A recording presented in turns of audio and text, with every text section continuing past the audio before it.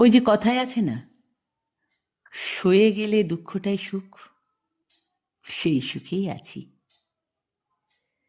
খুব দামি আতরের সুগন্ধে মানুষ সাধারণত নিজের ক্লান্তি ঢেকে রাখতে চায়। একটু আড়াল, একটু ভান, একটু নতুন করে শুরু করার ইচ্ছে। কিন্তু কিছু গন্ধ থাকে যা কোনো বাহ্যিক সুগন্ধ দিয়ে ঢেকে রাখা যায় না। সেগুলো ভেতরের পোড়া, দগ্ধ, নিঃশেষ হয়ে যাওয়া বিশ্বাসের গন্ধ।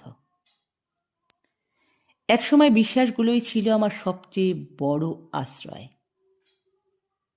মানুষকে বিশ্বাস করা, কথাকে বিশ্বাস করা, সম্পর্ককে বিশ্বাস করা, এই সবগুলোই ছিল এক একটা শক্ত মাটি, যার উপর দাঁড়িয়ে আমি নিজের পৃথিবী বানিয়েছিলাম।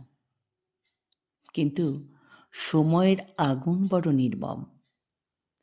একে একে সেই মাটিগুলো ফেটে গেল, তারপর ধসে পড়ল, আর শেষে পুড়ে গেল নিঃশেষে।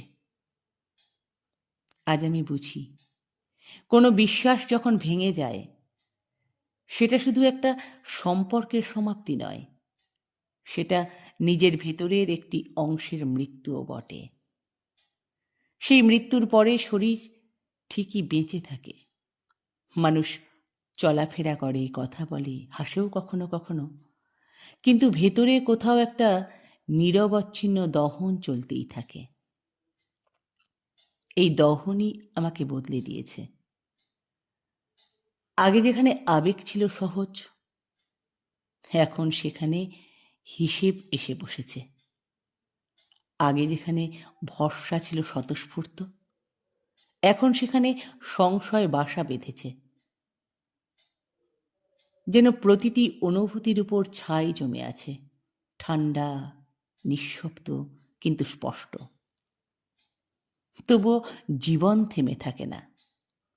এই ছাই নিয়েই মানুষ আবার হাঁটে, আবার বাঁচার চেষ্টা করে। কিন্তু সেই আগুনের স্মৃতি কোথাও মুছে যায় না। কখনো কোনো হঠাৎ মুহূর্তে, কোনো পরিচিত গন্ধে, কোনো পুরনো কথায় সেই দগ্ধতার অনুভূতি আবারও জেগে ওঠে।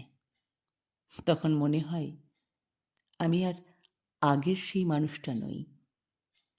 আমি এখন এমন এক অস্তিত্ব, যার ভেতরে অনেক কিছু পুড়ে গেছে কিন্তু পুরোপুরি নিভেও যায়নি। সেই আগুনের ছাই আমাকে প্রতিদিন মনে করিয়ে দেয় আমি বেঁচে আছি ঠিকই, কিন্তু কিন্তু সেই বেঁচে থাকা আর আগের মতো নয়। হয়তো হয়তো এইটাই বাস্তবতা। সব মানুষই কোনো না কোনো সময়ে নিজের ভেতরে একটা শ্মশান বহন করে। কিছু ভাঙা স্বপ্ন, কিছু পুড়ে যাওয়া বিশ্বাস, আর কিছু না বলা কষ্টের অবশিষ্টাংশ নিয়ে।